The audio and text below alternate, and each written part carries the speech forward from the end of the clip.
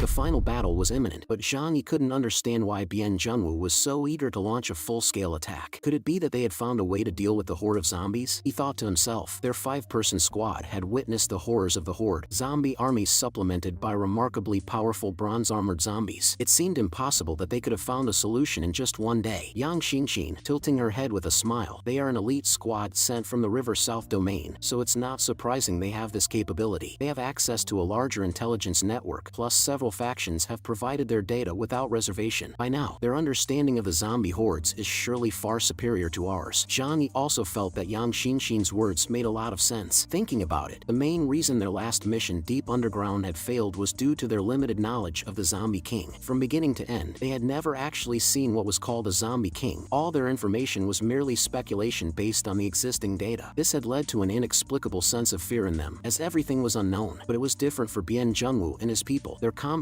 level was much higher than their teams. Even the members under Bian's command were probably stronger than the leaders of various bases. Thinking this, Zhang Yi said lightly, "It seems we'll have to go and see for ourselves." Yang Xinxin analyzed. With such a large-scale concentration of forces, they probably wouldn't dare to play any tricks. Besides, our smaller numbers make us more flexible, whether we're advancing or retreating. Zhang Yi nodded. Then let's go and see how they plan to deal with the zombie horde. Immediately after, Zhang Yi informed everyone to gather in the living room for a meeting. He shared the news he had received with everyone. Uncle Yu immediately became alert. So, the war is about to start, isn't it? The Human Alliance fighting a great battle against the zombie army. It's exciting to think about. Zhang Yi remained calm and said, "This battle seems inevitable. As long as zombies exist, we can't live peacefully here. I just didn't expect their efficiency to be so high. They had a concrete plan in place just one day after arriving. They really are professionals." After his reflection, Zhang Yi looked around at everyone. "However, our main priority in this operation remains the same. Safety first. Life is the most important. Everything else comes second." Everyone nodded in agreement. At this moment, Zhou Keir suddenly spoke up. "It's you guys heading out again, and we stay home?" Zhang Yi nodded affirmatively. "Of course, non-combatants would only be a burden if they went. We wouldn't be able to protect you in a real fight. Now that the 5 major forces have united, it means they have to face all the zombies in Heavenly Sea City, so they need to be able to focus completely on the battle without worries." But Zhou Keir said, "I think you're missing a doctor. This battle could very well be a prolonged one, and you'll definitely need sufficient logistical support. Also, I'm sure the other forces will have their own medical logistics personnel. So, take me with you this time." Zhou Keir looked at Zhang Yi seriously. He understood that she was worried about him. However, in such extreme cold temperatures, it could indeed be very dangerous if injuries were not treated promptly and effectively. At this point, Uncle Yu also said, "I think Dr. Zhou is right. This battle won't end quickly. If it's a prolonged war, then logistical support is indeed very important, especially medical personnel." After some thought, Zhang Yi finally nodded and said, "Since you really want to take the risk with us, we'll take you along this time. I'll arrange for you to stay in the rear, and you must stay hidden. If we get injured, we'll come to you for treatment." Upon hearing this, Zhou Keir was ecstatic and immediately hugged Zhang Yi's neck happily. I know.